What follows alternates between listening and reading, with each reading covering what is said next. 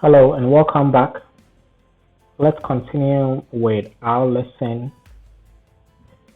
So I finished explaining the table tools, not tables group. So let's move on to the illustrations group. So what I need to do is to go back to the Excel sheet, okay, the insert tab that we were working on in our previous lesson. Okay, so under the illustrations group, we have the set of tools. Then I'll just take you through it. When the contextual tab comes along, I'll also take the time to explain how to use these tools. So we have the pictures. So if you have any picture you want to insert into your worksheet, you can do that.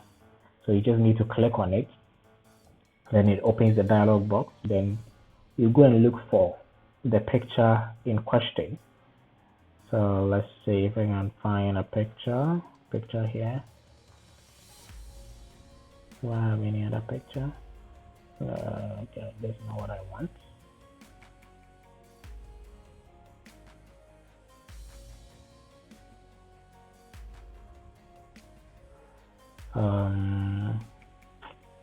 Okay, let me just go right ahead and select any of these pictures. So click on insert and the picture is inserted. So you can hold it down, you drag. So this picture is actually huge. So as soon as you insert the picture, automatically it gives you the picture tools format tab, which is a contextual tab that comes as a result of you coming to insert a picture. So whatever tool you need to format this picture will be found here. Forget about the rest of the tabs. So when you come, these are the available tools.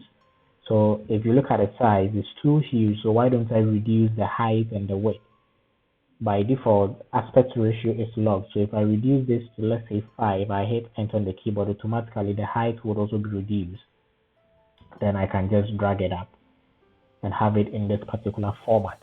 So if you've been using Microsoft Word, I'm sure you probably come across all of these tools. So once you know how to use it in Word, you should be able to use it in Excel. So we can also think about cropping it. So if I click on crop, it gives me this particular feature where I can just get to reduce the size and only think of this particular student of mine, very troublesome, but he's a good kid. Then I'll click on crop and all will be taken out of it like that, as simple as that.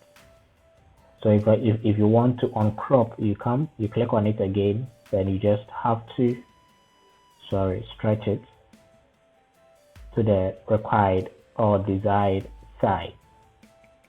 So once you do that, you can crop it again. Then I always maintain that once you see a dialog box launcher, it gives you access to additional commands. So why don't we click to explore? So once you click, it gives you the additional commands. So you can even talk about rotation. You can even talk about the scale height, the scale weight. Lock aspect ratio is active. That is why as soon as you reduce it automatically, it gives you its appropriate height that goes with the particular weight in order not to distort the pixels. Then we can also talk about relative to original picture, then reset. So all of these will be found on the format picture dialog box. You can also go to the picture itself. You can also talk about picture correction, the preset. So all of that is here, but you can also get it from this particular section as well. When you come here, you still get it from this section. So I want you to explore and see the various options available. So the crop that we did, you can even crop with height, offset the X, but then offset Y. I've not really tried some of these options, but you can explore, click to see what happens. So crop position is 4.8, height, left and top. So let me change this to about 2, then change this to so once I do that, you see the change happening. So 0.1. So that's the crop position. Okay, that's cool. Then we have what temperature. So let's see temperature. Let's make it 8,000. Okay, this is a pretty cool feature. I've not really explored it. Okay, So it's all about what? Exploring. Wow, that is cool. Okay, then you can explore all of these options. So this is various ways of formatting the picture after looking at the size. So we have a lot of things you can talk about over here, the fill, the line. So I want you to explore all of that, and we can get all of that here. So I'll close the dialog box for the format picture. So that is basically it for the size group. Now let me come back to remove background. So if I click on remove background, the system will just come, then I'll need to mark areas to remove. So all these is it purple area that we see. Once I click on keep changes, it will just automatically make it white. Give us that white background. Then you can mark areas to what remove. So I can just be marking more or less like you using Photoshop. So once I mark, it takes time. Oh, the face is gone. So if that is what I want, I say keep changes. Then everything is cleared. So you can actually work on that, keep practicing. Let me discard all changes. Okay. So that is one way of removing the background. So you take a picture and you realize you don't need a background. You can use this particular tool either in Word or Excel or in PowerPoint to do this. Then we also have corrections. So we can correct the picture if we don't want how it looks like. So let me come to the color and change this. Okay.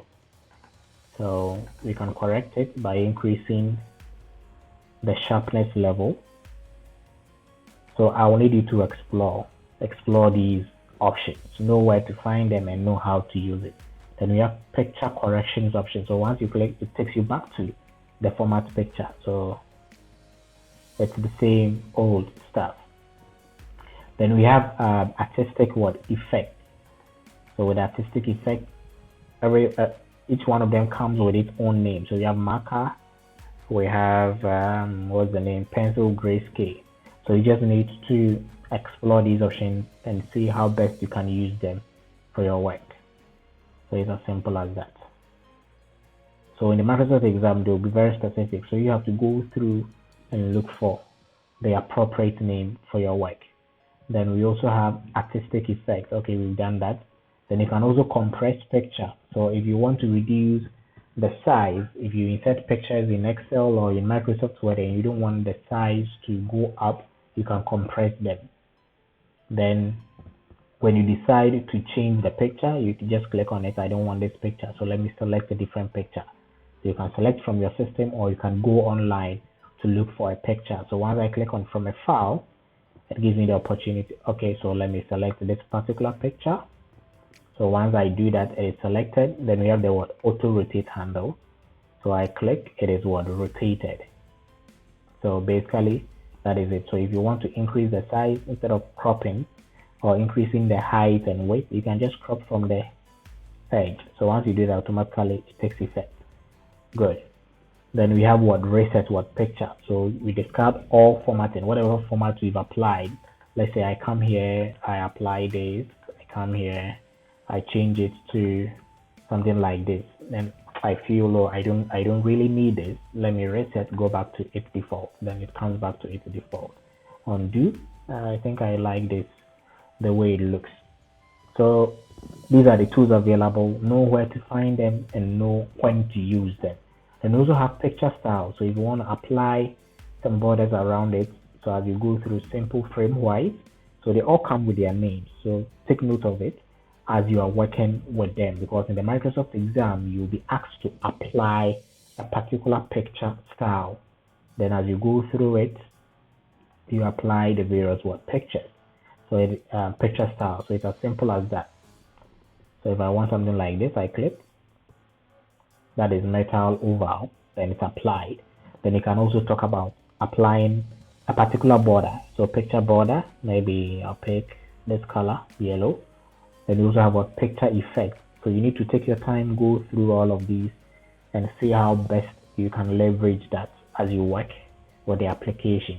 So all of these are pretty much cool features you can work with.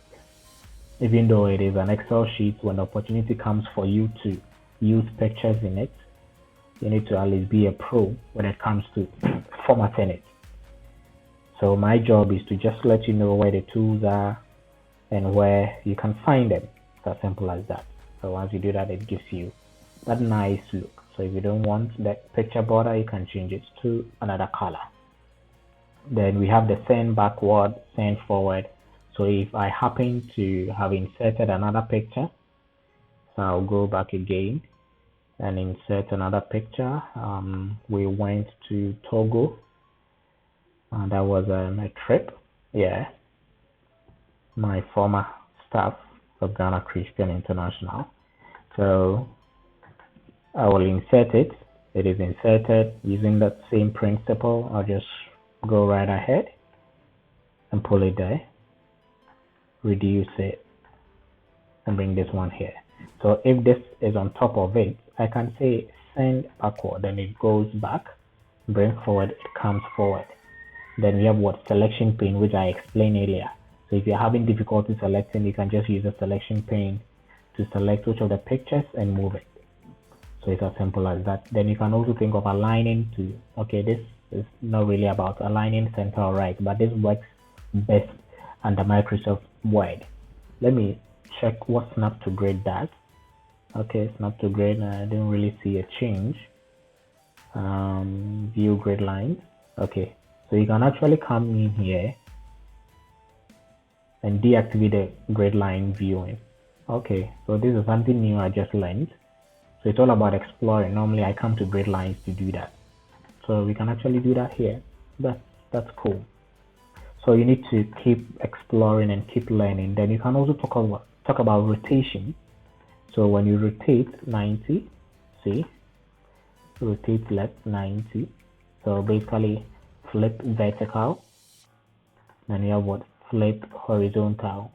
Okay, that's pretty cool. So let me check. Flip horizontal, flip vertical. Okay. Then we have more rotation options. So once I click on more rotation options, then it gives you access to other features which are really not found here. So you just have to be curious and be exploring and see how best you can make this work for yourself. So I'm going to go ahead to close all these panes. Then we also have okay, I've explained the picture effect. So we have what picture layout. So you can also go through these different types of layouts. Then you try to give it a name. Then more or less like a caption. Then we have something like this, something like that. So as you go through it, it gives you that feature.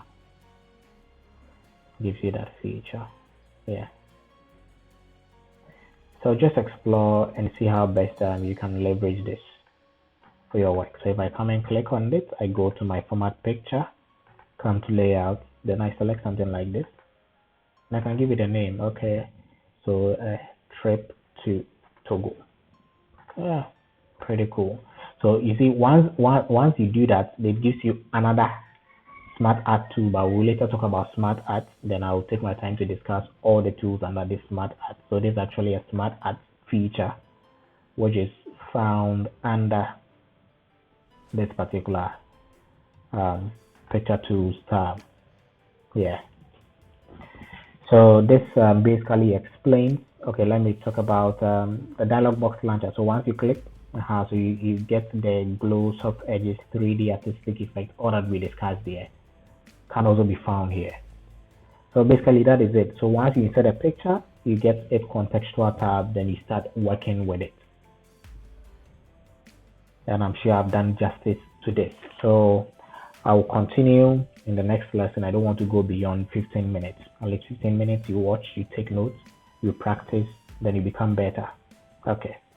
So thank you for the time, and God richly bless you.